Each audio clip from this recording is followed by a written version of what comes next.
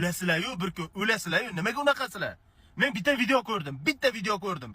Prokurormi, sudmi bilmayman. Esimda yo'q. Shunaqangi katesh podval to'la pul bor, to'la pul. O'lib ketgan haligi odam, o'lib ketgan. Onu pullar chirib ketganda уже ishlamaydi u. Tushunyapsizlarmi? Ishlamaydi u pul. U bitta odamnikida, yana qarang, u bitta odamda u pulni bitta odamning uydan chiqqan pul, shuncha pul. Tasavvur qilinglar, u pul o'zi bilan olib ketmadi-da. U ko'rasizlar, bitta odam uncha pul yig'ish uchun bilasizlarmi, bitta, ikkita, uchta odam emasda, anchagina odamni qonini ichganda mana shunaqasiga, shuncha odamni qonini ichib, shuncha pul yiqqanda o'lib ketgan. U pulni hech kimga buyurmaganda. Shuning uchun aytmoqchiman, 5 yil avval, 7 yil avval bir narsalar gunoh bo'lib hisoblanayotgan bo'lsa, hozirgi kunimizda oddiy bo'lib qoldi. Yo, bu unchalik gunoh emas, narigini yanada deydigan bo'lib qoldi.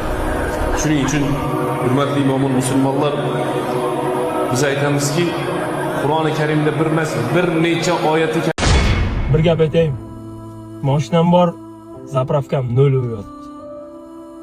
Kommunalka, gaz, svetlarim hammasi o'chib yotibdi. Kreditdan, bankdan telefon qilishadi. Krediting to'ladi. MIBdan SMS kelib yotibdi. Qarzlaringiz MIBga oshib ketdi deb. Cho'ntakda bir tiyin pul yo'q. Eng achinarlisini aytaymi, lekin har kun ishlamizda.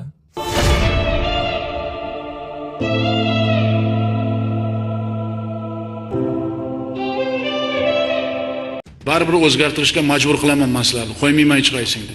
Birontangni uxlatmayman. Prezident Shavkat Mirziyoyev otam aytadilar, bolam, birovni pulini olsang badaningdan 2 tomchi ter chiqsin dedilar. Shunda bolalaringga yedir. Aytadi-yu, rozilik bilan berilmagan o'ljani farzandlaring uchun sarflama deydi. Oxiri juda yomon bo'ldi, Xudo asrasin. O'lim ham yosh tanlamay qoldi. O'lim naborot yoshlarni tanlayapti. Mana bugun yana 24 yoshga yetib bormagan, ya'ni 23,5 deydi, 23 yoshdan oshgan ukamizni qabrini qazyapmiz. Yana o'sha masala, yana o'sha muammo. Peridoz muammosi. Albatta bildinglar bu narsani nimaligini. Yoshlarimizni, ko'pchilik ukalarimizni kayfga berilib ketyapti. Kayf nima beradi o'zi? Kayf deganda nimani tushunasizlar? 2025-yil o'zida 10 tadan oshiq odam ko'mdik. Yosh, 30 yoshga to'lmagan hech qaysi. Qilinglar kayf. Masjidga chiqib namoz o'qib kayf qilinglar. Zalga chiqib turnovka qilib kayf qilinglar. Pul topib kayf qilinglar. O'sha topgan pulinglarni ehson qilib kayf qilinglar. Hozir kayf yig'ishtirmasanglar, periodozinglarni yig'ishtirmasanglar, ota-onanglar qolib ketadi, farzandinglar qolib ketadi.